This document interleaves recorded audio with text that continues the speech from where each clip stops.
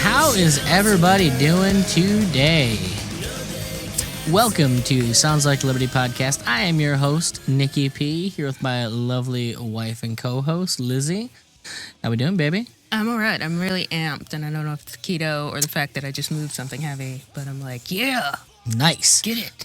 Well, this is episode number 52 with the Launchpad Media, always launching ideas in your direction. And what we are launching today is episode number 52, which means we have done 52 consecutive weeks with the Launchpad Media. If you're calculating at home, folks. 1 year. That's right. This is our 1 year anniversary from when Johnny Rocket texted me drunk Memorial Day, and I got him an episode. It's good. It's been a good year. Yep. It happened so fast. So very fast. Mm-hmm. It has been a fantastic year. It has. I'm excited. We got a special show for you today. Yep. We had a return guest for our interview, Mr. Michael Heiss of the Mises Caucus. I got a little therapy out of it because sometimes the being involved in politics is not as exciting as you want it to be. And he is a remarkably upbeat guy for a guy who's as involved in politics as he is. He is. I assume he's doing a lot of psilocybin mushrooms to Hey, keep himself works, man. even. Yes, keep himself even. Anyways, so we also have another thing that's going to be different. So we're going to start off our episode with the analysis that we always do. But Yes.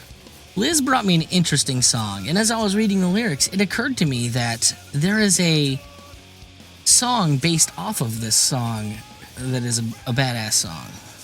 Yeah. So we're going to actually cover 2 songs for the price of one this week. It's like a twofer. That's like a toaster? A twofer. I'm sorry, I'm keto. I'm just thinking of toasted bread. It's okay. This nice Italian loaf slice. Oh, stop talking. Good buttered, Lord. Good little Lord. peanut butter. No. Sounds delicious, Liz. You shut your mouth. But I'm sitting here staring at the list of the reasons that I need to stay on my diet. Yes, all good reasons. So we're gonna stay on track.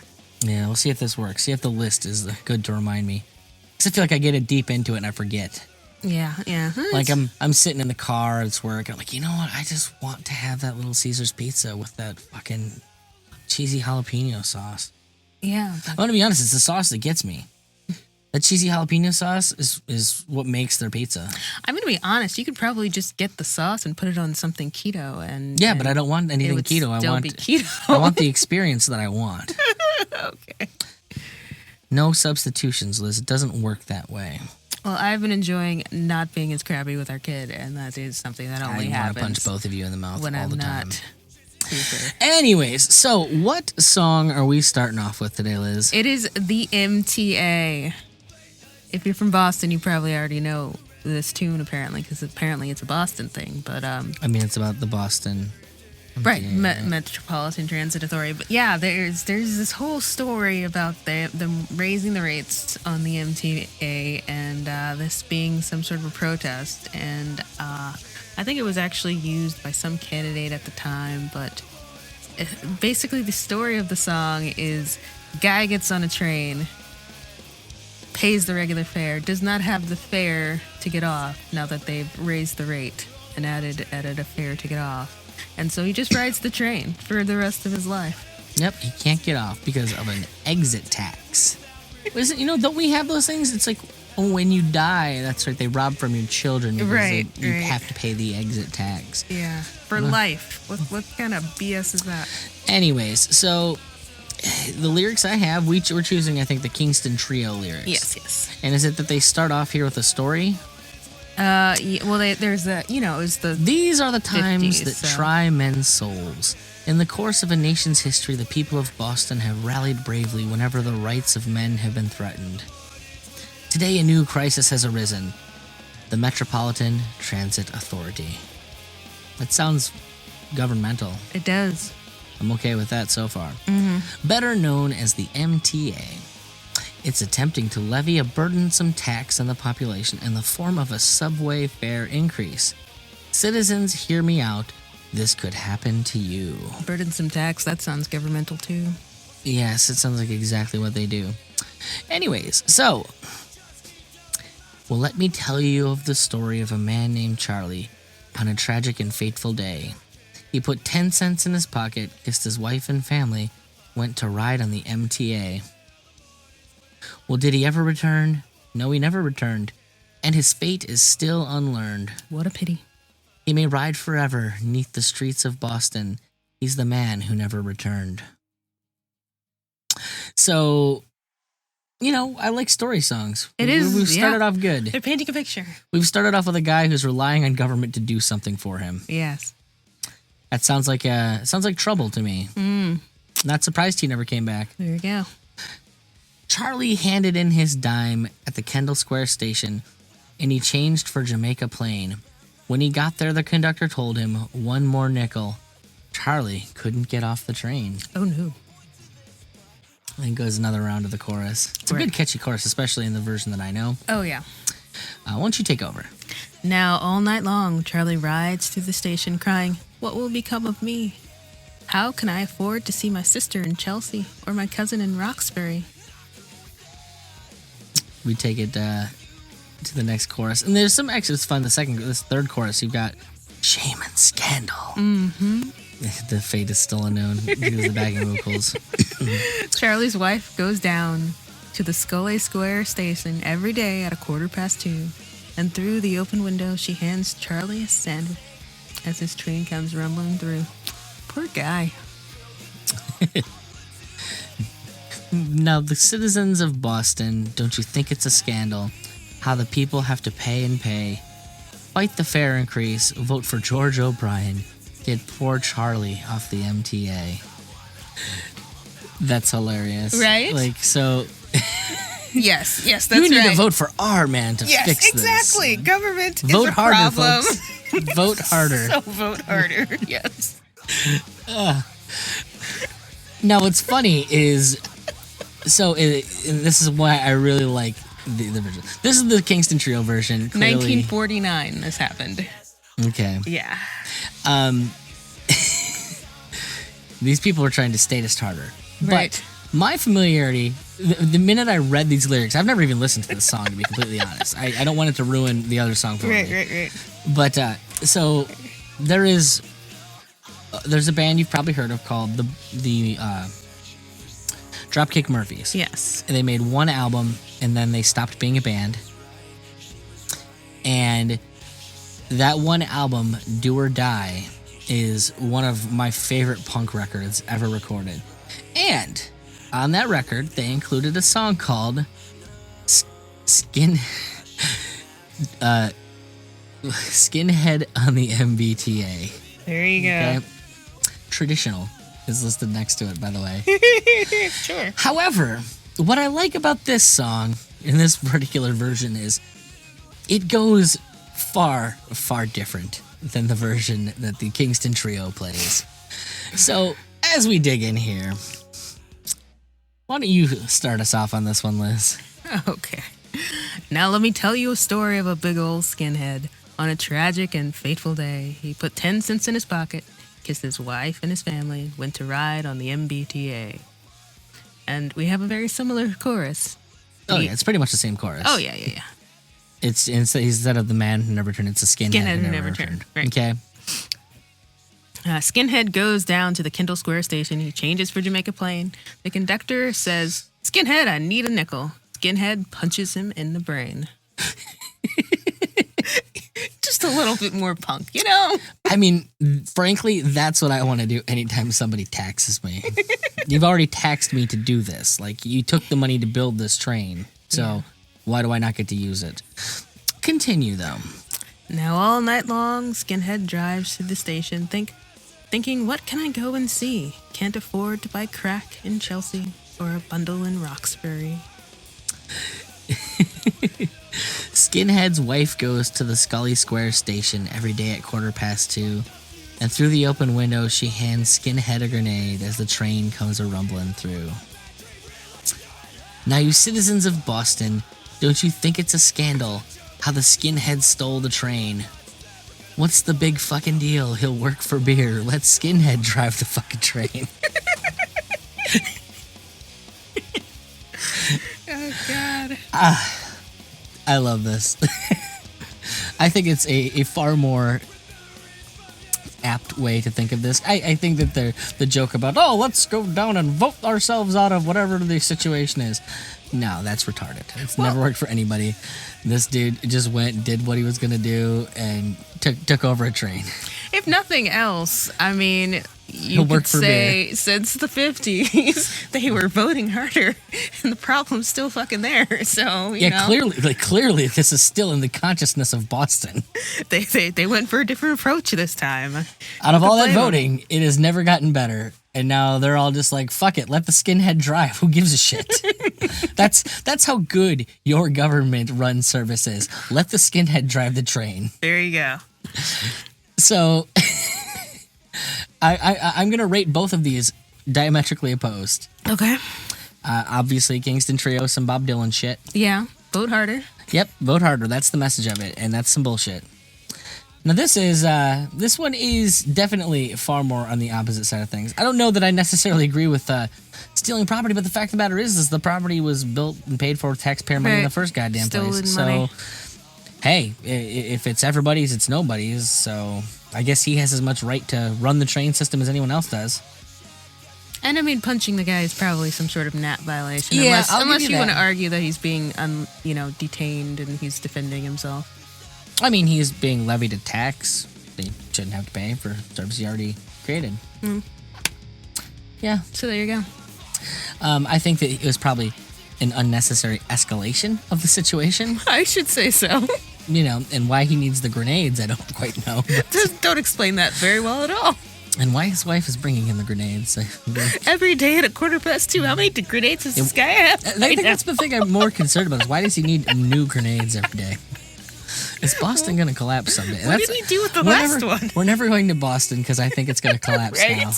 That's just tripling. So I'm gonna go with Eric July on this one. If you disagree with me, please. Just remember, this is off of Do or Die, the only album ever released by the Dropkick Murphys, a one-hit wonder band, one great album, and then they broke up forever. I'm gonna say I've heard bands do worse. You could just not have the one. Liz is not catching any of the joke that's going on here, and okay. That's fine. I'm going to stand up for it if you want to fight me over the fact that the Dropkick Murphys only released there's more than one album. No, there's not, Liz. There's only one Dropkick Murphys album. That's horrifying. There's only one album. You're a criminal. There's only one. He became a fireman and then a potato farmer and then again he started playing music. But the band only released one album. Let's stop talking about history though. Let's get into some modern stuff here. Okay. Welcome to I Heard This Happened, the segment for aging hipsters. Each week we scour Bandcamp for underground new releases to wow your teenage children. So without further ado, here's new music. And so let's talk about I Heard This Happened. What do you got for me this week, Liz? How about you go first because I'm not ready. Yeah, you're not ready. Is it the hilarity of yes? Everything I'm sorry. Everything that just I was inspired? too busy picking myself up off the floor after falling off my chair. Okay. Well, this week I have an album from a bunch of lefty socialist types based on the lyrics I read. Fair enough. Oh, I forgot to list favorite songs on it. I didn't choose to pick any. They're all pretty much the same. It was more of a vibe the whole album had. Okay. So the album is How Am I Not Myself by French Vanilla. Ooh. And I tried to listen to a Pelican album before this and get into it. They just need a vocalist. Pelican would be way better with a vocalist. Okay. Sorry, Trey. They need a vocalist. The band's out of Los Angeles, California, so, go figure lefties. Cali's, yeah. It's a 10-track album, and I would classify it as new wave pastiche. Ooh.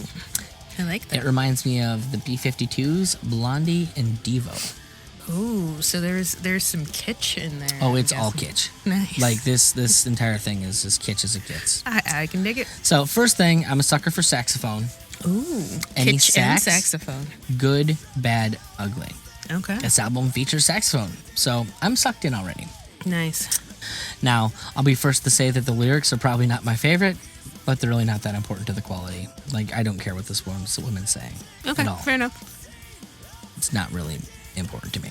Okay. Now, if you're making an 80s pastiche, John Hughes-esque film, just go get this CD. Like, this is the record that you need for your movie. It's... it's not going to be for everybody, I'll tell you that right now. Okay.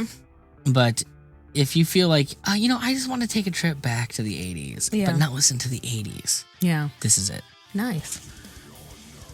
I feel like people would jump on that because the 80s is like so hot right now. 80s is perennially hot, mostly because I think it sucked. Okay. I don't know why people remember the 80s as being a good time, frankly. Let's see, maybe I'll try and pick something out here. My least favorite, although I love the name, because I want to be one of these, Broma Sapien. As in Bromo Sapien. That's special. Yeah, I'm all about that. I do love a cheeky song title. Oh, they're all probably pretty cheeky, and the lyrics are definitely, frankly, lefty propaganda. But Okay, fair enough. Fair enough. Dig it. All right. Well, I have a record that's basically like some of my favorite things. There's gypsy jazz, there's folk, there's ragtime. What? All on the same album? That's right. It's Detrani Brothers. They categorize themselves as Roma swing. I mean, they've got Are they a bunch actual. of fucking actual gypsies? They have actual washtub bass. There's accordion.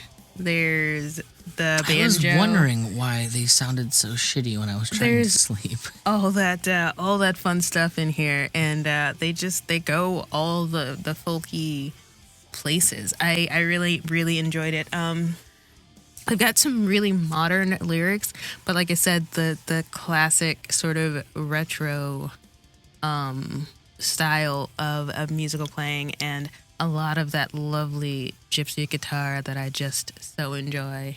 And I mean, yeah, you have washtub bass, so there is a certain like driving oomph in a lot of the bass lines, but I'm okay with that. I wanted something upbeat. Okay, I like And thumps. fun, and yeah, this is definitely that. And they just kind of slap you into that crazy old world right off the bat, and then they keep it going. The last song on the record is a little bit different. It sounds a bit more global folky as opposed to Roma specifically, but it's still a good one. And so yeah, they kept me hooked until the end.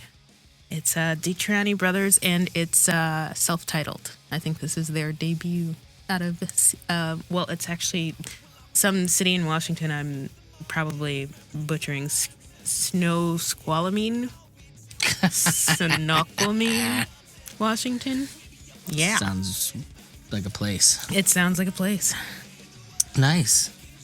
So, is that all we got for today? That's what we got for today. Nice. I heard those things happened. There you go.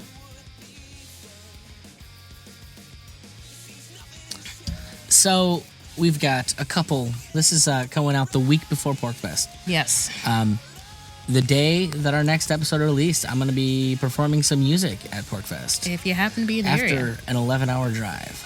Yes. I'm hoping to meet some fun new libertarian folk. Yeah, and some libertarian folk that we've known through the interwebs, and we might actually meet in meat space. I will take the plea. If you've been thinking or on the fence about, donating some money, I could definitely use some gas money to go out there and make all kinds of Liberty friends and help grow the show. Wouldn't flip and hurt. That's just Because I'm going to tell you right now, as much as I'm going out there, I am definitely not planning on vacationing. This is more of a fun work trip than a work that fun trip. I'm hoping it's fun because I plan on working quite heavily. I plan on we're bringing all the equipment to get a bunch of podcast records and things of that nature taken care of. We're gonna do everything that we can do to create great content for you guys while we're at this thing. So Yeah.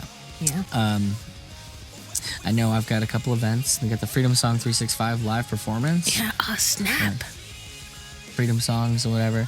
It's going to be a good time. If you were looking to donate, go to supportsll.com and you can send some shekels our way. We'll send you some merch and invite you to the private Facebook group, which is just a couple of us right now, but we'd like it to grow. It's exclusive. It's incredibly exclusive at this point.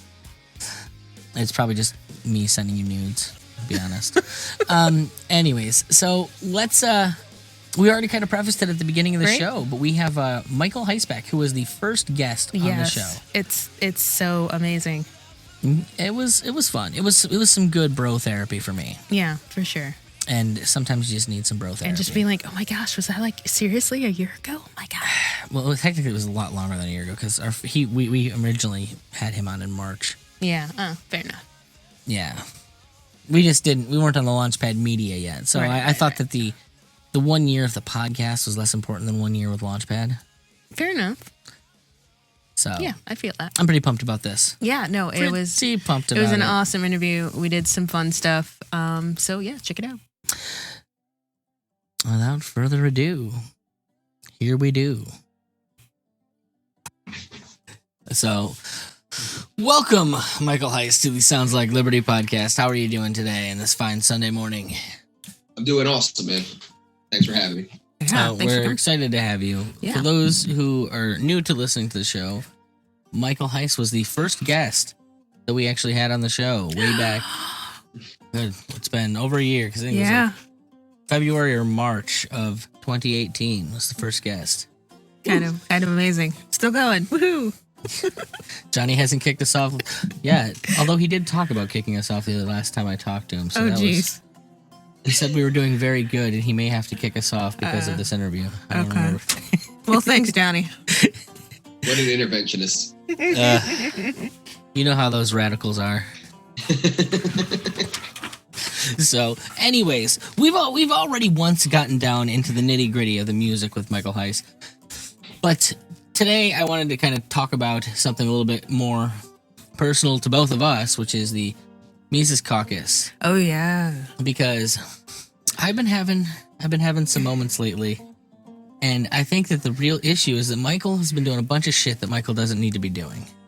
Oh. He needs to start delegating some shit and go into what Michael is good at. And Michael is good at talking and inspiring people.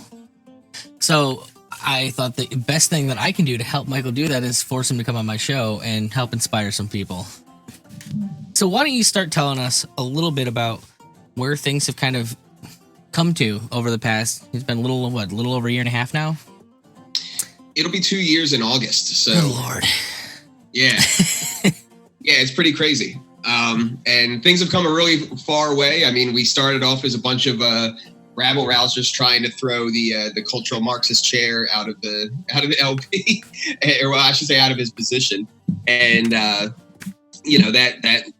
started the whole Josh Smith for chair campaign, and our name recognition and our brand recognition up in the Libertarian Party. And, got a lot of people involved in the Facebook group, which is where we do a lot of our organizing and recruiting and fundraising. So we went from a bunch of rabble rousers that were trying to oust the chair to, after the convention, we got endorsed during the convention, we got endorsed by Ron Paul. Like, there was a flurry of people, like podcasters, Tom Woods, Jason Stapleton, Mance Radner, that joined the party and said that we were the cause of it. So that caused a whole bunch of people to come in. A whole bunch of people who were affiliated with us then joined the party. And the Ron Paul endorsement was a big one for me. I mean, the joke I like to say is that basically my life ended that day that Ron Paul endorsed us, because it's like, I have no choice but to make this work now. Like this, I have to figure it out. So, but yeah, so it went from that, and we had a very, very successful event called the Take Human Action Bash, where over 500 people showed up, and we had, Tom Woods, Scott Horton, Bob Murphy, Jeff Dice, whole bunch of people from the crypto sphere, people from the LP. It was just an awesome event, and that really generated a lot of buzz. And so we went into organizing and planning after that, which I think some people from an outside perspective took as like, oh, they're done, they're not doing anything. But fact of the matter is we had a lot of success. I mean, we have several friends on the LNC. I mean, we helped get Alex Merced elected. We helped get Karen Ann Harlos elected. We helped get Josh Smith elected to the LNC. And then we have other people who are friendly to us in what we're doing, like John Phillips Jr. and Steve Nicalia. So what we plan to do from there was to take that momentum and try to create an organization. Isn't Johnny Adams in there now too? He is in there now. Yeah, I forgot about that. Yeah, he's also an ally, and I know he is your boss threatening your show. So we all love Johnny. But yeah, so we decided to create an organization and to do what most of the members of the Libertarian Party claim they want to see, which is to build from the ground up and focus on the local level and the county level. And that happens to also dovetail nicely with Nisi's ideas on decentralization and localization and dare I say pragmatism? Yeah, it's a radical pragmatism. I would say so. I mean, it's radical in our current worldview of top-down. Well, yeah, it's radical because everything is so dominated by a top-down mentality and a top-down approach. But people love it, and they just don't know that they love it. They love it when it comes to legalization of weed, but now it's on us to try to take that concept that they've done with weed and basically tell the feds F you and spread that out to the locality level and take charge on new ventures that aren't being done on a wide scale. Well, you've actually been part of some efforts to do that have already been successful, or at least have been very vocal in helping promote them. And, you know, I believe Decrim out in Denver, you're very tied into the people that were doing that and helping support them, get the word out. I know you have your own effort in your little local area as well as, you said, that dovetails to me into what, as a member of the Mises Caucus, I feel this is the next kind of phase where things are going, which is the active engagement with things that we actually can change and can affect. You know, so one of our big points is to try and go through and do the, you know, get the decrim things on the ballot, go and help the organizations that are lobbying. Is that what you see the focus as currently? I would say we have a twofold mission. And that goes right along with our structure of having a hybrid PAC. And a lot of people don't know what a hybrid PAC is. They may have heard of a federal PAC or they may have heard of a super PAC, but they don't know what a hybrid PAC is. What a hybrid PAC is one committee that has two bank accounts, and one that acts as a federal PAC, or what's called a direct expenditure account, and one that acts as a super PAC, or what acts as a indirect expenditure account. So the two-prong focus here is that we use the direct expenditure account to raise money and give direct financial assistance to local and county level candidates around the country where libertarians can and do win, and where we also have the most effect. Now, the super PAC side of it is what you're talking about, with where we want to affect ballot initiative efforts or lobbying efforts in the states that don't allow ballot initiatives. And I'm trying to lead by example by leading the charge locally for decriminalization. And in some ways, I feel like I got really lucky. I mean, the chief of police was supportive the first time I ever met him. So that made it about as smooth as these things could possibly be. But yeah, there's all kinds of efforts like that. I mean, we have people who are working on, we have over 40 organizers around the country with the Mises Caucus, and we are now organizing them and making sure that they have their email lists and all that type of thing. And so we've got people who are working on like legalizing gold and silver in Oklahoma. We got people working on weed and hemp in Mississippi. We got people working on sex work in New York. We've got candidates, Brandon Finney is one that we're looking at in New Hampshire. Robert Least is one that we're looking at in Ohio. So it's a two-prong approach, but one helps with the direct political aspirations. That's the candidates, and the other is the issue coalitions. And I think that's really important because with the issue coalitions, you start to break barriers of what is normally debates and start to have conversations. And you can meet people in the middle in areas of overlap and form a rapport with them, because libertarians have a problem where we have superior arguments and we have superior data behind us, and I would say we also have the morally superior position, but in the eyes of other people, where we really aren't present in the political scene. It's just all overly logical theorizing, essentially, and getting involved breaks that mold.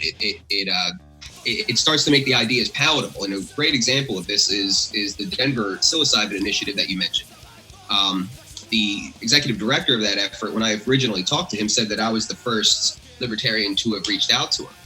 And that kind of pissed me off. So we got him on a bunch of libertarian podcasts, and then we got him in front of the Libertarian Party of Colorado, where he was able to recruit volunteers and door knockers, because this was before it was ever even on the ballot over there. And, he's been very appreciative. And in my understanding, in my last phone call with him, he is now referring to himself as a libertarian in a very, very democratic strong movement.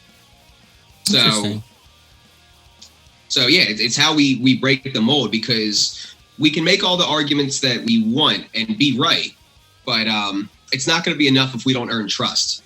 And we're not going to earn trust if we don't deal with the world as it is. And the world as it is dominated by Republicans and Democrats.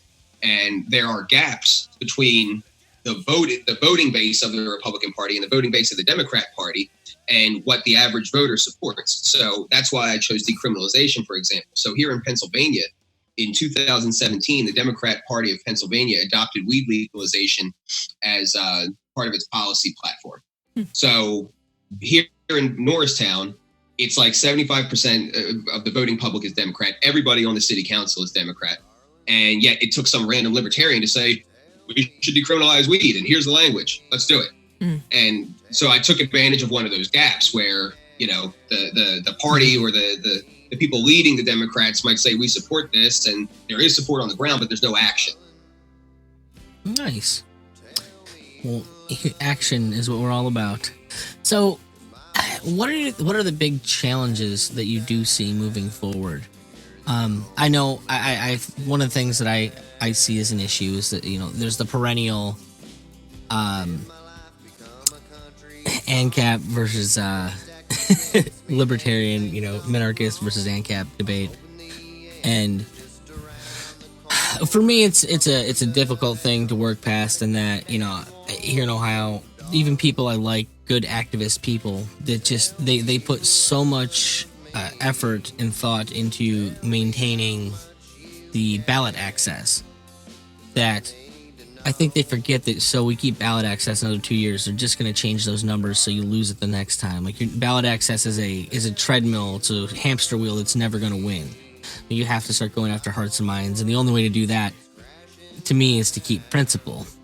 But in the same vein, if we don't have ballot access, it kind of feels like there's not really a point, because there's no growth if we don't have ballot access.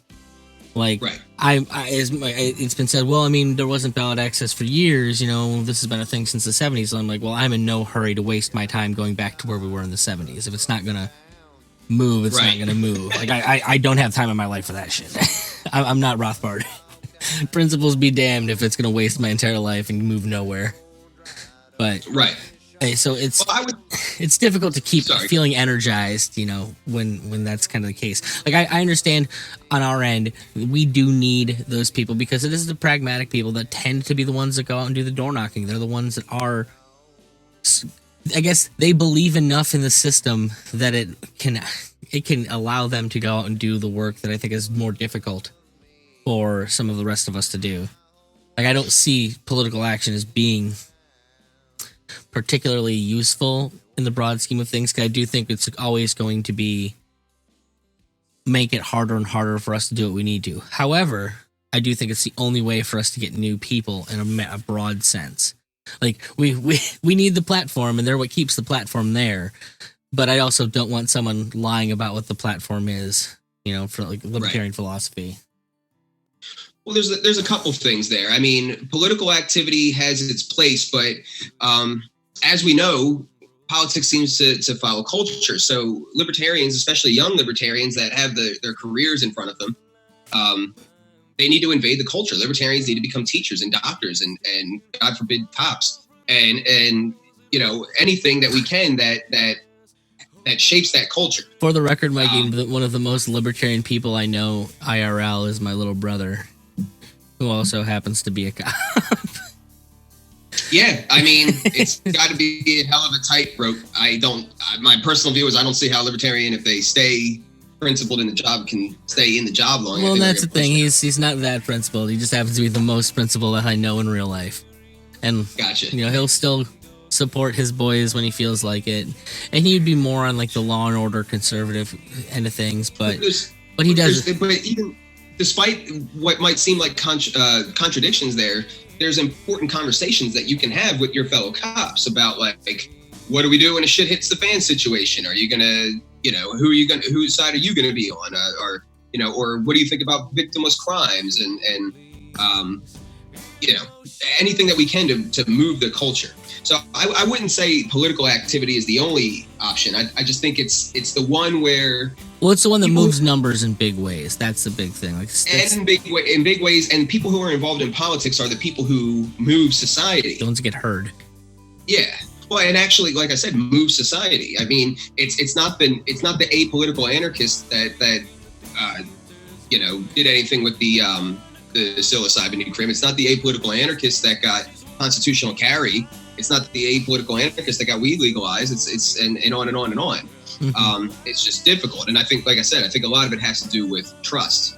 Now, as far as ballot access, that is a real challenge. But I would say there's something to be said for the fact of we pay such a price for ballot access to tread water. I mean, what is the good of ballot access for not doing anything with it? Yeah. So there's got to be a balance. I understand that people might run for Senate or whatever in these unwinnable races for purposes of ballot access, but it shouldn't be a focus, those races. And we should come to grips of why we're running those races. I mean, if we get caught up strictly in wins, that's going to manifest in our strategies and our way of thinking about the race, instead of just saying, well, okay, we need to get 5 or 3% of the race or whatever it might be for ballot access, and that's really what's here. And I think when you are going for that as opposed to going for a win, you're going to talk to the people differently. If you know you're going to lose, but you're just going for ballot access, that allows you to be more radical. And I would argue, especially in this, political scene of polarization and extremes, that being radical attracts people. Well, being radical, everybody knows exactly where you stand. I've had the discussion numbers of times. Like anytime someone tries to pull the, the whole "we have to be palatable" thing, I'm like, grab him by the pussy is president. Your argument is invalid. Just is. Like you can't come at me with, well, we have to look respectable because the most irrespectable person imaginable won the presidency without question. So yeah, pragmatism be damned at this point, as far as I'm concerned. Like, I will say pragmatism works in the sense of perhaps methodology and don't act stupid, but don't like to hold yourself back on principle hardly makes any sense. Yeah, I mean, it's I have to always bring it up.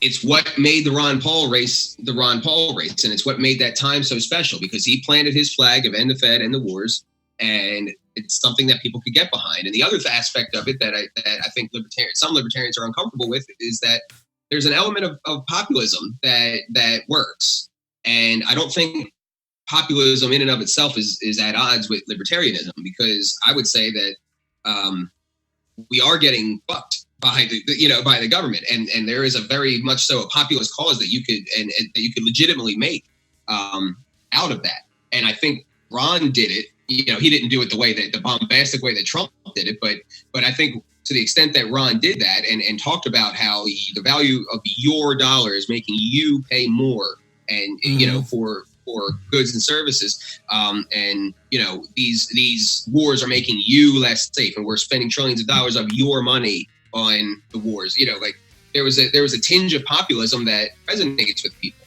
and we have to be cognizant of that too. So what do you see as like the biggest challenges that the Mises Caucus has moving forward?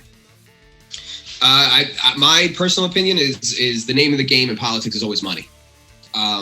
So, I mean, right now I'm in the middle of wrapping up phone calls with all of our organizers to kind of get intel of exactly what's going on the ground and make sure everybody's on the same page. But then I'm going to be moving on to big donor fishing after that. And we'll see where we stand when I do that process. But the name of the game is in politics is it's popularity contest, and it's fueled by money. And if you don't have money, you're not going to go very far. So it's going to be interesting to see if I can break the stigma that surrounds the LP as losers. Okay. Now, I kind of like a personal question here. What do you see as the most effective thing that you can be doing for the organization?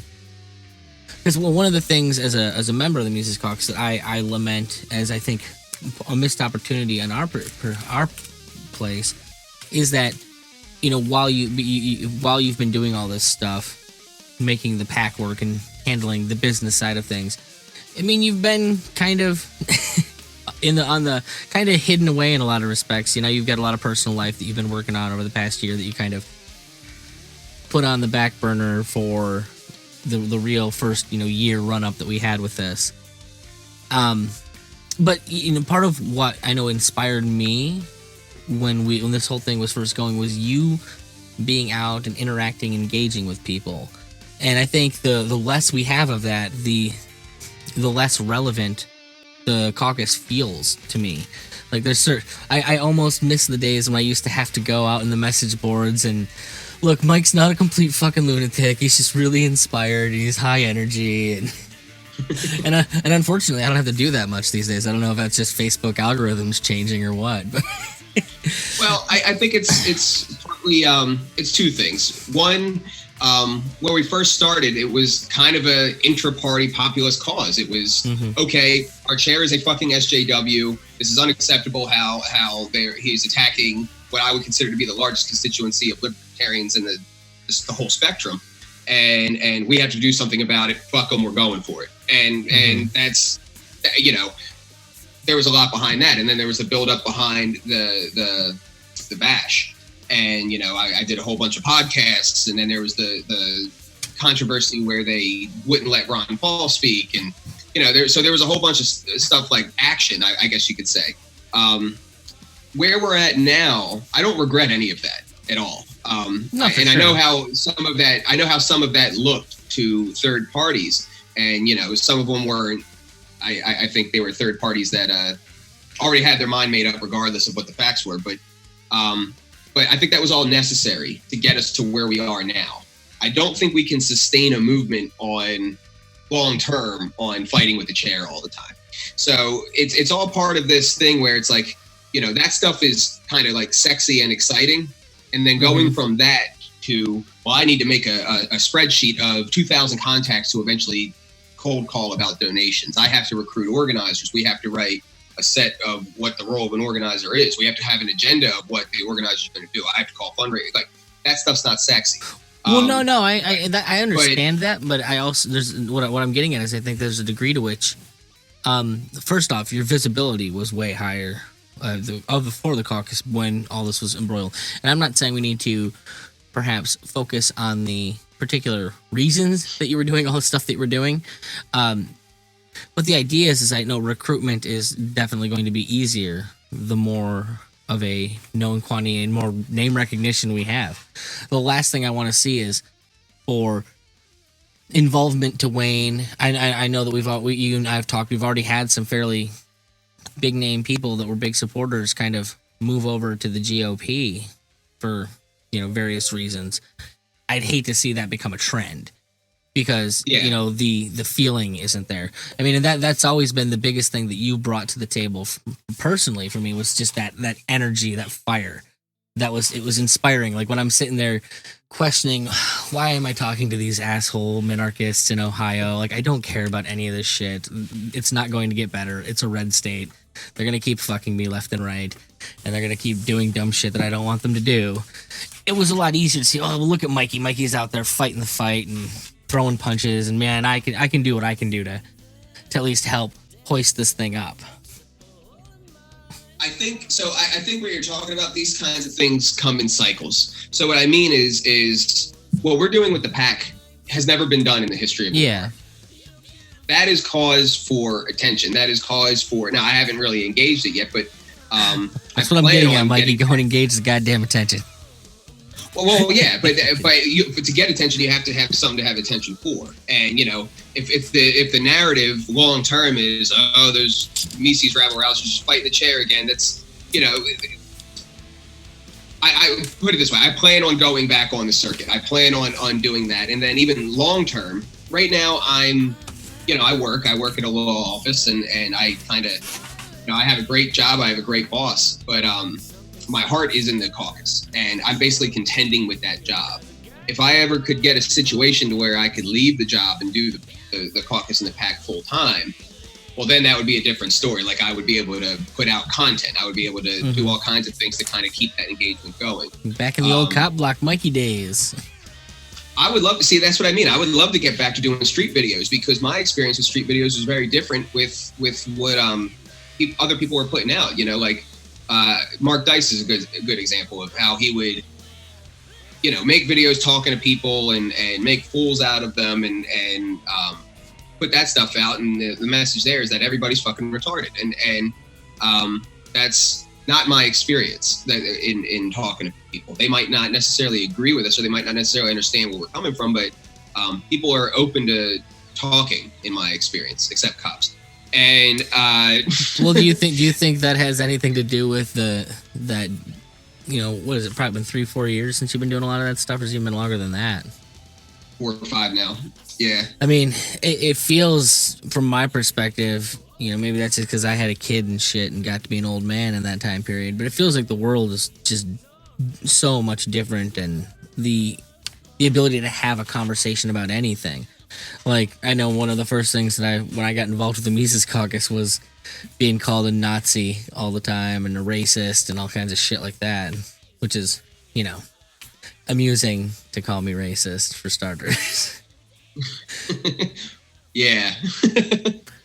Yeah. Well, that stuff comes from the fringes, at least in my opinion. Mm-hmm. I mean, it certainly comes from the fringes of the LP. I don't think that, so the people who were doing that were primarily, I don't want to paint everybody in the Audacious Caucus or everybody but it was coming from the leaders of the Audacious Caucus and the Socialist Caucus, which, of course, we're going to draw the ire of. Well, I was actually talking socialists. about people outside the movement, even.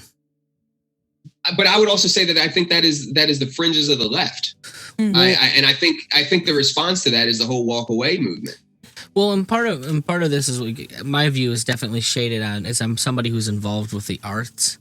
Like, my world tends to be full of hyper leftist people because musicians, artists tend to be that.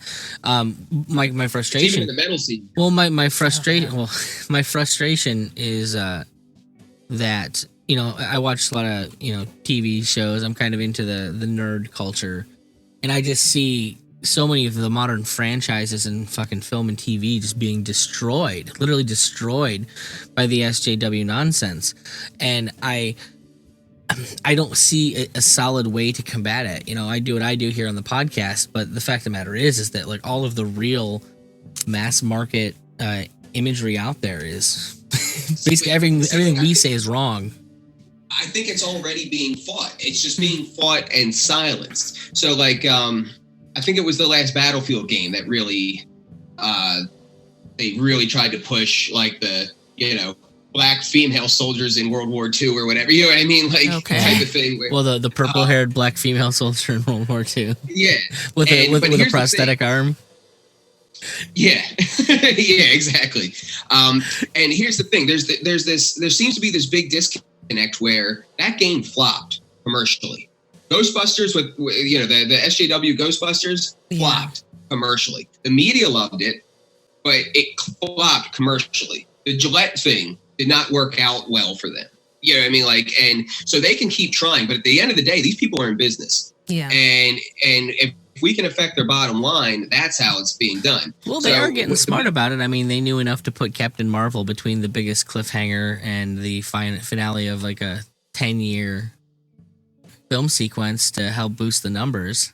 And then they went and redid the algorithm for both YouTube. They got rid of features off of what do you call it there?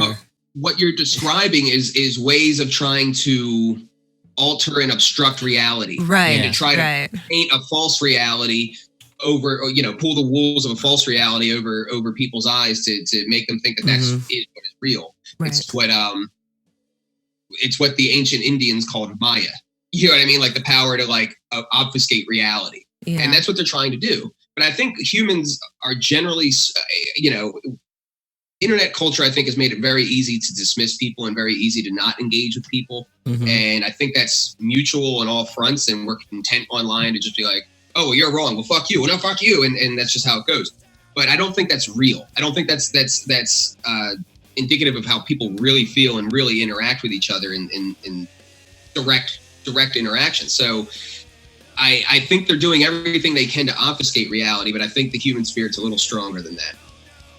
I'd certainly like to think that. Listen to Mikey and all his hope. I know but I mean, I talk to people all the time who, I didn't see Captain Marvel because I wasn't interested, but I did see the other two movies, and I've talked to people who saw Captain Marvel and loved it, and we have conversations about that and like, what do we think the thing is with that, and it leads to all those other political, cultural conversations, and that's the big thing. You have to keep having those conversations. Or maybe I'm getting soft because personally, I thought the new Terminator trailer looked cool, despite the the white male villain, the female minority. Well, but in need of saving. But that's the thing is that you and I and I do feel like to a degree, like at least amongst libertarian righties, that we're willing to look past minor quibbles, whereas the left won't do that. So it's always only going to slide one way. Like you and I just finished watching the Good Omens. Yeah, Good Omens on Amazon today, and literally the last 2 or 3 episodes of the 6-episode sequence are entirely about the kid complaining about how we're destroying the earth and the whole Green New Deal kind of shit. Now, I think that the show handled it fairly tastefully. I think they charged it as a young people versus old people thing, and the worst of that came from a single character. So it wasn't like the entirety of the world was sitting there agreeing on this, but it was such a prominent feature of this. Like I don't know if this was in the actual books. I'm gonna research it, but they literally changed one of the 4 horsemen from pestilence to pollution. Sounds like some Captain Planet stuff right there. And it's like, I still enjoyed it. It was a great 6-episode series. Like I really had a lot of fun watching it. But I'm willing to look past the dumb shit sometimes that they like pepper in there. But God forbid, you have a stereotypical man in any show and the fucking thing's gonna get boycotted and taken off air despite the ratings. That's the hardest part about all this is that they will literally make bad business decisions, crippling themselves. Look at Marvel has done with the comics. Like Marvel Comics Marvel Comics is not going to be a thing in 5 to 10 years, guaranteed. It will go away because they've mismanaged that business so much because they don't give a shit about it. They're like, oh, well, the movies make us money. They've subverted art into propaganda. Yeah, and the thing is art resonates with people, and that's why people are attracted to it. This is something that Jordan Peterson talks about a lot that I like, is that there is an inherent reason in us for why we enjoy art and why art resonates with us. And when you start to engage in Maya and try to subvert that to turn art into propaganda, well, people aren't that stupid, and people can pick up on it. And luckily, we still have some vestiges of capitalism where we aren't locked into movie theaters and forced to watch shitty movies. So we can choose not to, for now. But we can choose not to do it. And then I think there's also an aspect of it with the media and everything where it's equal parts that they've become further, to the left and the right, mutually, but at the same time, there's so much competition because of the internet that has entered the space that they have to use new tactics. So, like, for example, here's real quick before you get too far off of this. See, that's the thing that I don't think is necessarily true. I think we tell ourselves it's true, but the left and the right, while they're maybe further than ever apart on certain things, they're also way closer than they've ever been on certain things. And the certain things that they're way closer on, are not things that we want them closer. And those are literally like world-ending kind of issues. Like the fact of the matter is they're both fucking willing to put us into debt slavery forever for their pet causes. Now they have different pet causes, but both of them are they're more of themselves than they've ever been. Like they will talk a harder rhetoric and concede more than they've ever conceded before. And it's frustrating. Well, this goes into Chomsky's whole domain of allowable debate, and it's why we can't give up. Mm-hmm. It's why we can't give up, because we're the people who have those missing pieces. We're the people who talk about the debt. We're the people who talk about the nature of the money. We're the people who talk about the violence of the inherent violence of the state. We're the people who talk about, hey, you stand to lose the most rights when we're at war, and we've been at war for like ever.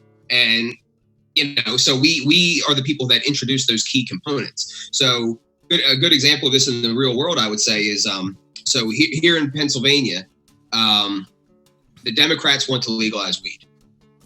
Both houses are dominated by the Republicans, and we have a medical program, but there's not a single Republican that will vote for recreational, even the ones that supported medical. There's not a single one. We can't do it without them. And for the first time, weed is polling favorably consistently in Pennsylvania. So what the Democratic lieutenant governor has done is go on a town hall tour in all of the counties in Pennsylvania. So I went to mine. And, people are getting up there, and the vast majority of them are in support of legalization, but their arguments amount to, well, medical, well, it's not that bad, well, we're locking up people. And it basically boils down to preferences and stats. And me, when I went up and talked, I was the only person, because I was a libertarian and I have this kind of worldview, it was like questioning whether this is even the role of the government to be involved in at all. And what kind of government do we want? Do we want a government that, if you're going to have a government that protects your rights and what the tradition of this country as a limited government says we ought to, or do we want a mommy and daddy figure that tells us what we can put in our bodies or not? And I got a great, the whole room erupted in a round of applause, and I thought that was important because I, as the libertarian in the room, was the only one that brought that perspective. Mm-hmm. So basically, we need to be more libertarian than ever before if they're going to be.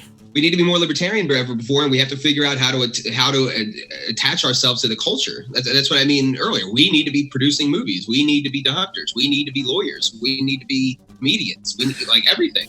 Hey, how's it going? Nikki P here. Want to support the show or just give a big middle finger to Patreon? Consider stopping over to supportsll.com. Members of the Freedom Choir get access to the private Facebook group and actual physical merch. Want access to the unedited raw interviews as they're recorded way before they're released? It's in there. Is that not enough? And you want membership to Freedom Song 365? It's in there. There's even monthly bonus swag for top tier supporters. So head on over to supportsll.com. Help Liz and I get to libertarian functions and even just cover the costs of making the show. If I'm not a good enough salesman, how about this? Support my mom and dad and Sounds Like Liberty. Go to supportsll.com. You heard her, folks. Join the Freedom Choir at supportsll.com. Well, what's terrible is that in at least two cases, two of the best libertarian characters to ever be on TV are, put out by leftists. So they get some of it, not it. And I'm thinking specifically of Ron Swanson and Rick Sanchez. Oh God, yeah. They're so right on some of it and so wrong on. Well, they painted in caricature, which is unfortunate. Yeah. So while I can sit there and go, yeah, I love this. Yeah, you're totally dead on. Literally, the Rick and Morty had an episode where he ended an entire civilization with monetary policy. That is literally something that happened in a TV show. Now, I don't think how many people understand what that really gets at and how true to form that actually is to what's going on is so frustrating. Well, because they're surrounded in all that other cartoon chaos. Well, that and it's part of so that monetary policy is part of the unseen. Yeah. You know what I mean? What people know and what people relate to is I go to work, I make money, that money buys things, I'm secure. Well, and this gets into why the reason I don't like Jordan Peterson as much as a lot of other people do, because he's out there railing against what he call the postmodernism, mm-hmm. and The reason he's railing against postmodernism is because he doesn't understand it. In the same vein, neither does Thaddeus Russell, who also goes out there and talks a lot about postmodernism. The best thing I've heard on postmodernism, and most accurate to my understanding of it, and I did take, some of these in 400 level philosophy courses in college. I have a philosophy minor.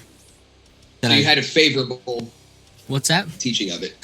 So you most likely had a favorable teaching of it. I didn't. No, I'm going to be honest. It's so fucking convoluted that most people aren't capable of grasping what this really is. The level of abstract thought necessary to get it is pretty retarded. Can I try to boil it down to a slogan and you tell me what you think? Okay, go for it. The subjective theory of everything. I think that's overdoing it.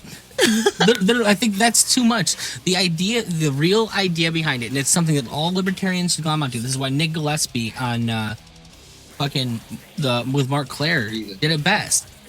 The real thing, and this is the issue, and the leftists do this, and Jordan Peterson allows them to do it. The key insight is that we don't know everything. We do not have all the data. We perhaps can't have all the data. Which I think any libertarian will sit there and tell you in any instance, we do not have all the data. We can't have all the data, so we can only make the decisions based on the data we have. No, but listen, and here's the thing.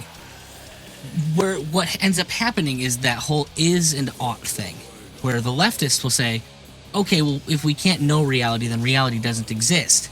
Whereas you and I will say, okay, well, so I can't know reality. See, I don't think that's true. Well, but my point is, I haven't finished it. So even if we can't know reality, doesn't mean it isn't real. This is the fundamental difference between the way it's taught and what it actually says. Just because we can't see something doesn't mean it doesn't exist. And that's what the libertarians need to stand up for the fact. Look, great, so your perspective changes what reality is for you. And what's real reality is something that exists independent of us, and we can only see bits and pieces of it. That little bit right there is the thing that nobody seems to get. It's not saying that there is no objective reality. It's just saying that we have to learn how to deal with our own interpretations of that because we can't see it for what it is. Like, the fact of the matter is your existence will always shade how you see things. Like, you don't see shit the same way Maj Touré does. That doesn't mean there isn't a reality behind it. It just means we have to work harder, be smarter to try and figure out what it is and how it exists. So I think this comes down to what it means to see reality, because as you know from Austrian theory, so modern economics is dominated by a view of economic theory of something akin to like physics, that we can apply formulas and extrapolate data, apply formulas, and make policy decisions off the findings of that formula with that data set. Whereas we say, no, there's certain a priori truths, and you can actually logically deduce those truths. So I think it comes down to there's multiple kinds of truths, and there's multiple ways of arriving at truths dependent on the scenario or data set or phenomena that you're looking at. So one thing that I would say, this is where I agree with Jordan Peterson, is I don't know how else to word this other than phenomenological truths. For the record, it's called phenomenology. That's the actual. That's the actual school. That's the school of thought. All this is. I get that, but I'm saying I would say so. Like a phenomenological truth, for example, is I would say a 2-parent household has a better chance of raising a well-adjusted person than a single-parent household.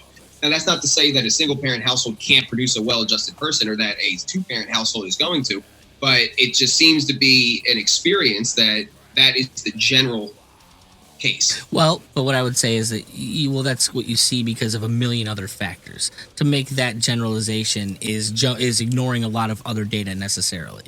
Now, this is why I think that it is inherently with us, actually, as Austrians, that we should really respect what this insight it gives us. Because the minute you start saying what you're saying, going in that line of thought, you start getting into the Jordan Peterson way, you start getting prescriptive. And unfortunately, prescriptive is certainly not to me what any of this is about. Like, we can find the truths that we have, and we can say that they're truths, but we also kind of believe in that scientific method of saying this is the best evidence we have based on what we see. But we're not here to sit there and say this is the only way it can be. We to sit there and think that we know enough. It's to me, that's the thing, is that the left believe their own infallibility in this. And I don't think that any of us would sit there and say that we know everything, because it's just too. No. That's the thing. I think that's the key insight that I think everyone forgets. That the whole idea is that that school of thought is humbling. It's that we can't know everything, so we have to find the keys that are there, the things that exist, which is the unseen. What are the things that seem to happen even when we can't see them? See, what's funny is what I'm drawing this down to is the cultural divide between the left and the right, where it's like the left basically says that, generally speaking, all lifestyles, all ways of navigating life and navigating reality are equally valuable. Mm-hmm. Whereas I think the right-wing cultural version would say, no, some are better. Western capitalism is better than tribal cannibalism. You know what I mean? Like things like that, and I personally think you should have the right to live whatever shitty way you want to live, but you should, but don't lie about the data.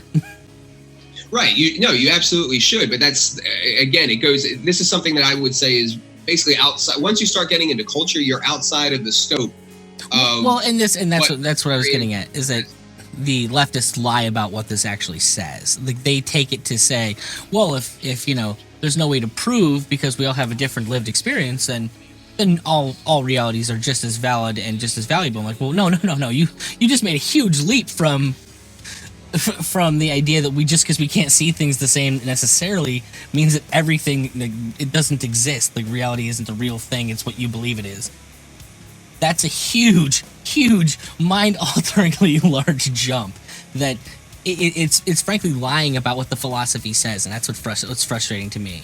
I'm not sure at what point that happened, but even because you'll hear even Thaddeus Russell kind of like talking to libertarians, and he's right that I think it is an important thing that we all have to grapple with, because when you think about it, so much of how libertarian, like our key insight is like, look, there's a lot of shit going on that you don't know about, you don't understand, you can't see it. We can see it, but you can't see it. I want to help you see it. And that is the core of so much of what we're trying to do at a practical level, is to get people to understand that I know that you think this is what reality is, but it's not, because you don't have all the information. So I'm curious, your claim of it boils down to we don't have all of the facts. Would you say that is equal with the I don't want to say counterclaim, but like, so how Peterson, for example, would term that is that there's an infinite number of interpretations for any given data set or any given scenario. Would you say that's the same concept that you're trying to wrap?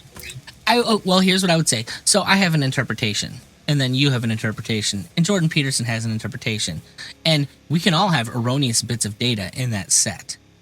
But there's going to inevitably be overlap. And that overlap is where you can get closer to what reality actually is. It's where can we find this little bit of pattern. Yes. And this is what I mean by what I would call phenomenological truth, for lack of a better word. But patterns. There are patterns that seem to work out better if you act them out than ones if you don't. Well, and that's exactly the point I try to make, is that we all have bits and pieces of the data. Some of us have good data. Some of us have bad data. The problem is that with the left, they say, well, my data is the only data that matters. Mm-hmm. And that is nowhere near it. That's never happens in the philosophy. Like, that's not part of it. That's an extra step that they take.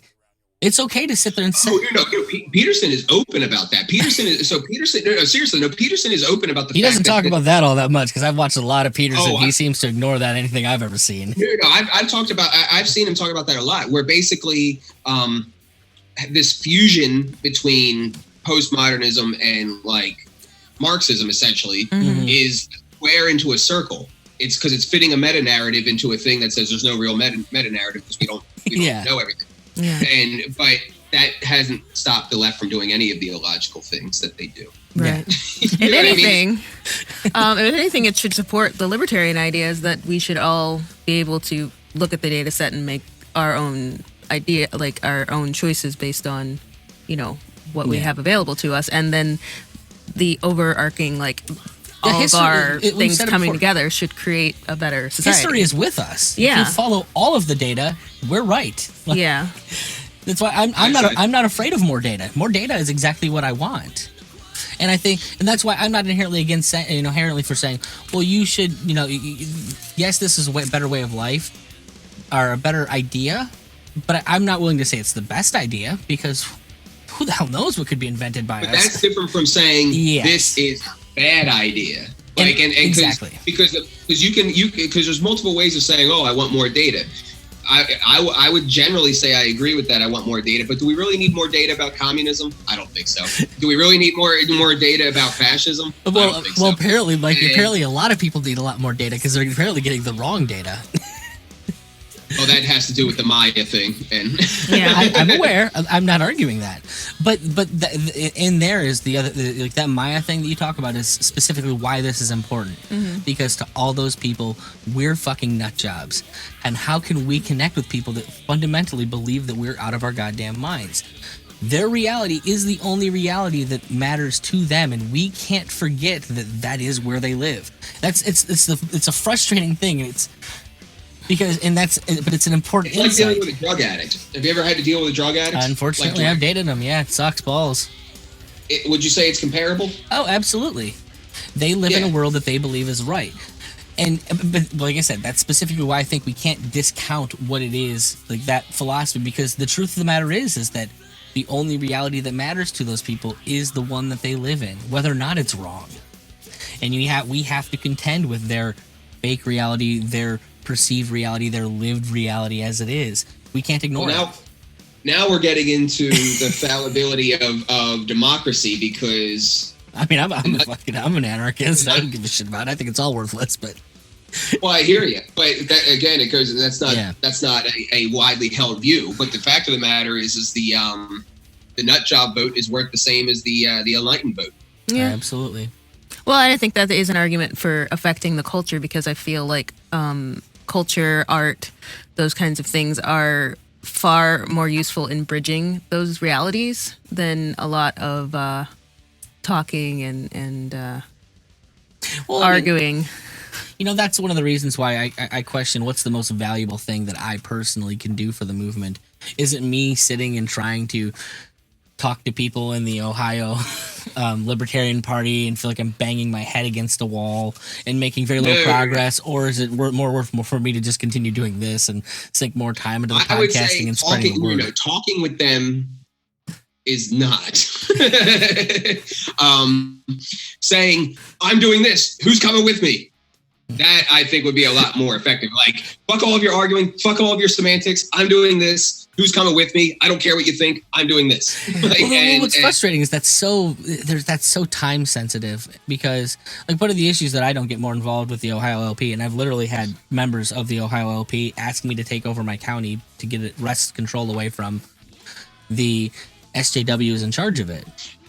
But I'd have to have a normal day job that I'm done by 4 or 5 o'clock so that I can do the regular required meetings and like all that kind of shit. It's frustrating, like the requirements that they would have, because to be able to make that make sense, I have to go out and be able to go to events and host things, and I get so frustrated because I can't do that. One of the reasons I want to get my life together, financially, get rid of my day job, is because I want to be able to go out and interact with those things the way I want.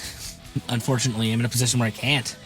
Life's in the way. It is a high cost. I mean, I will say that, and it kind of goes back to one of the.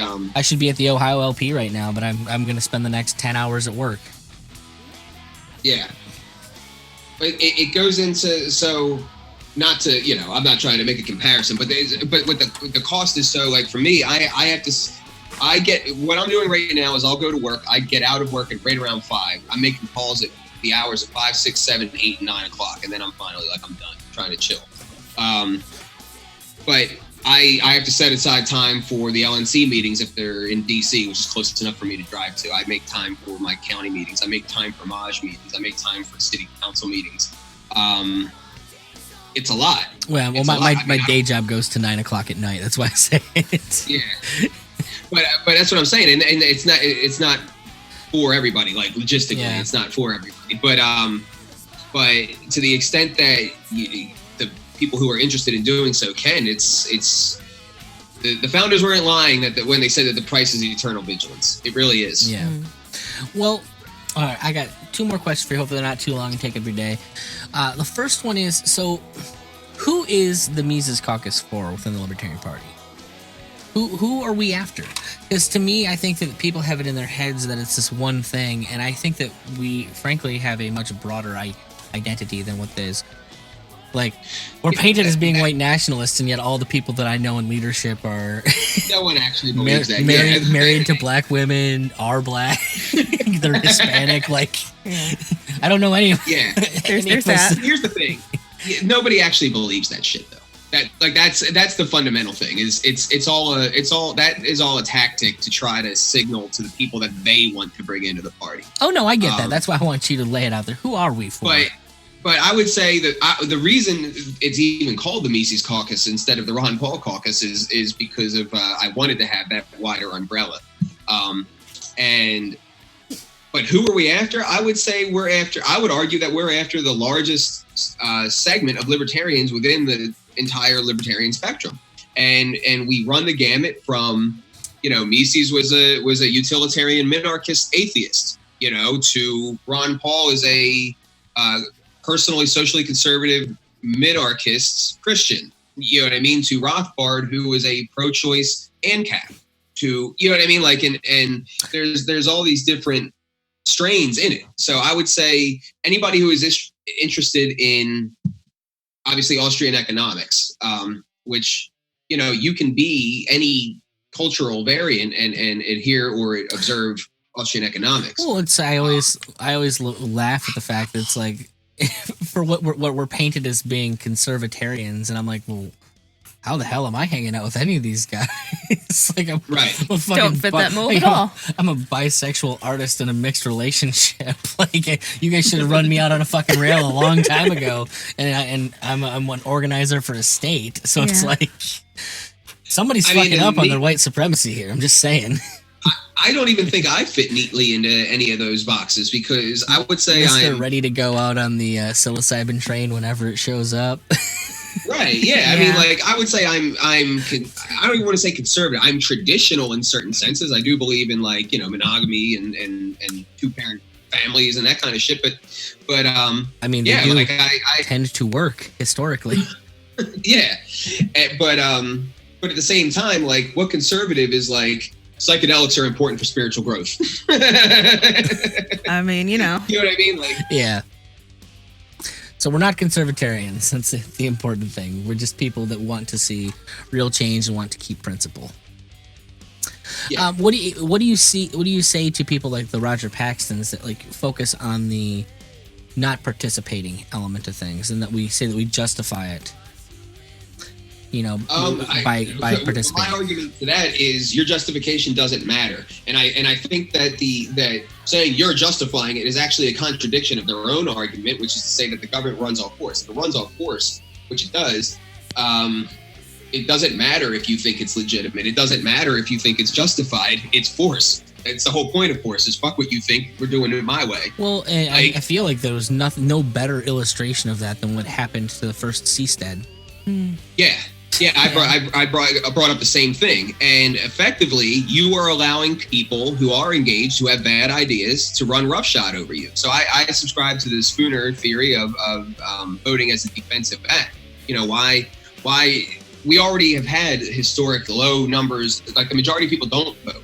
Yeah. So what is it? The not participating is the winner of every election. Yeah.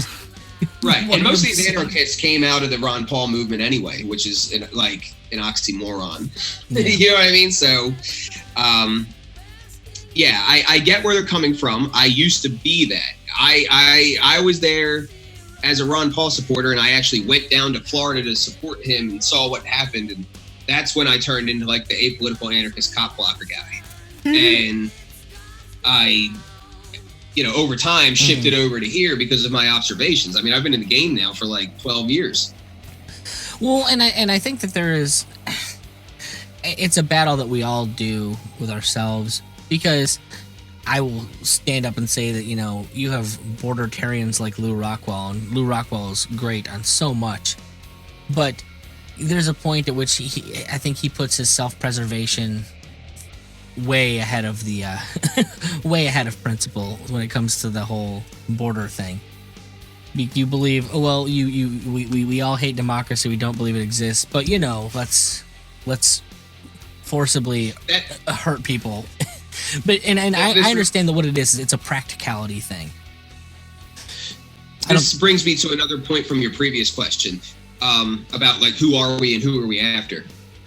The reason, and this is pretty much the reason why we don't mention abortion or borders. Like I would say we're fluid on those two issues. With borders with some limits. Like I would say we don't take a position on borders, but there's limits. Like we're not closed borders. We don't support the wall. But within what I would say the legitimate libertarian spectrum of border theory, we run the gamut, and that's why we don't bring it up.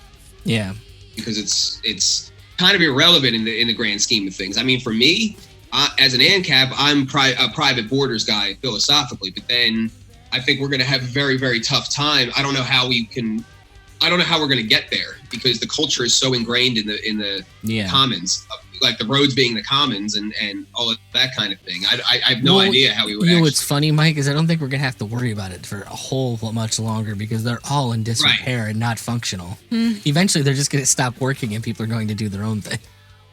Right. That's true. So, I don't know if you've ever driven in Ohio. I don't know anyone who will stand up for roads here. Pennsylvania has the highest gas tax and the 46th worst roads. Wow.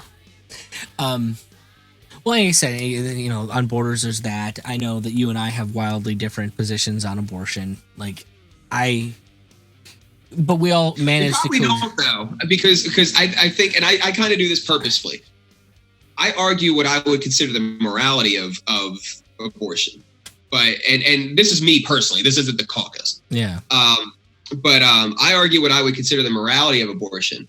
And what's funny is people take that and just assume that I must be a prohibitionist. Oh no, I know you're not a prohibitionist.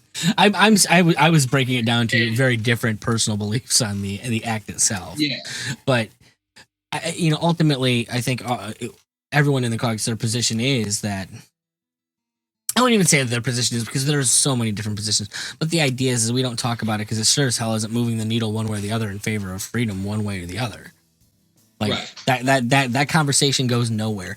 And unfortunately, there's still so many Americans that's the only thing they give a shit about. Like the Republicans win every year entirely off of that. Abortion and borders, yeah. I'm going to be honest. I don't even think borders is as big as abortion really is. I think that the borders people are louder. Yeah. But the abortion people, that's the thing, because you got to remember the abortion is not something you can talk about in polite company. Yeah. Borders you can kind of have them take a position on. All those conservative Christian people that do vote only on abortion, they don't talk about it. Oh, yeah. I know a ton of one-issue voters. Her mom has never once mentioned it in conversation. I've brought it up. The one time it's come up that she doesn't care, like she does not care about anything other than that. But yeah, I know for a fact she voted for what's his face because she won't talk about it, but that's how she votes. I think that I'm not saying that it's not an important issue, the borders, because I think that there's actually a lot of cause for people to move one way or the other. Certainly in the Democratic Republican perspective on that, because even the Democrats aren't all really into. I think that one actually is something where we probably pulled more Democrats than we did, rallied Republicans, because there are a lot of people that understand. Well, socialism can't work if we let people in. Like it's inevitably going to fail. So I'm going to have to kind of go over to this side on this issue because this thing's not ever going to function the way I want it to function if we let people in willy-nilly. The reality of the tragedy of the commons necessitates National Socialism. But that's the alt-right. That literally is the alt-right. Most of those people are socialists. They want socialism. They just want it for the people they want it for in a lot of cases. All right, one last question here. So what is we have to ask a music question, right? Sure. What is the Let's Get Hype? Oh, okay, there we go. Take on the LP playlist. So most of the stuff that I listen to is probably, most people probably are going to know about. But there's Eminem songs that really get me going. I still think "Sick" and "Eyeless" is one of the best opening 1-2 punches in metal history by Slipknot. So those songs get me going. I listen to a lot of progressive metal that has themes that I would say are relevant to libertarians. So like Dancers to a Discordant System by Meshuggah, and just talking about the overwhelming proclivity towards conformity, and that gets me going. I the Creator by Monuments is a really good one.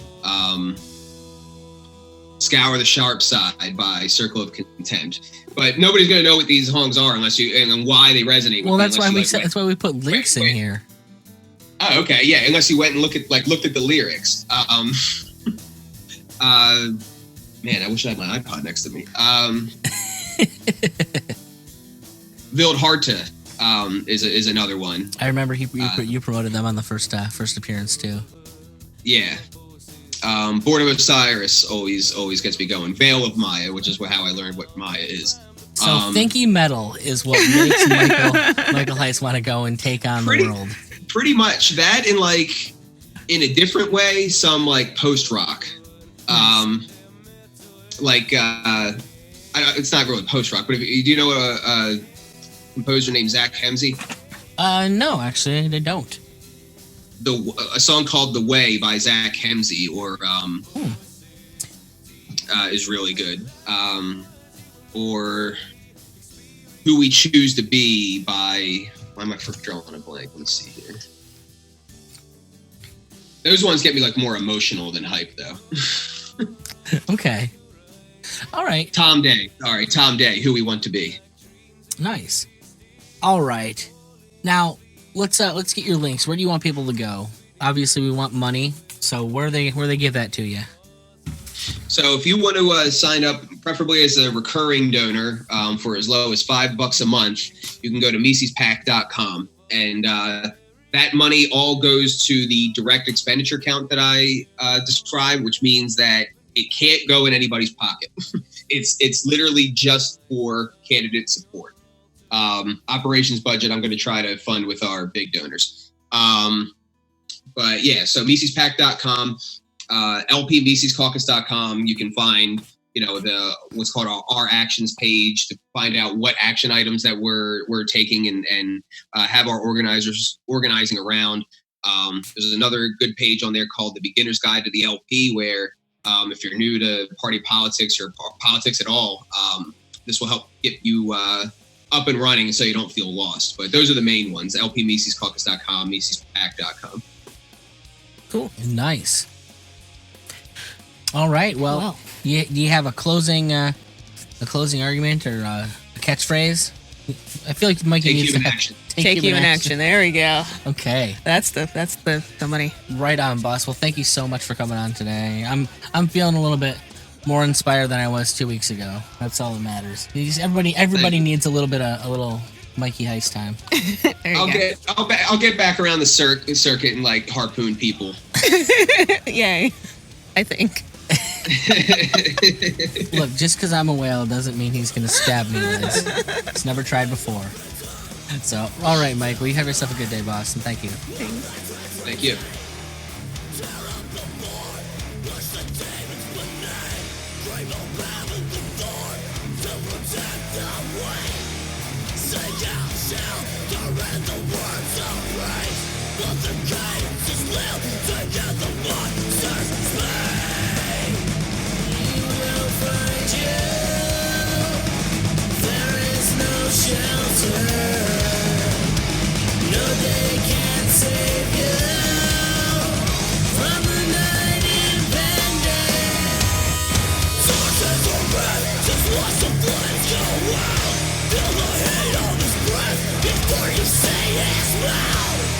Your blood boils, it's red, red, red.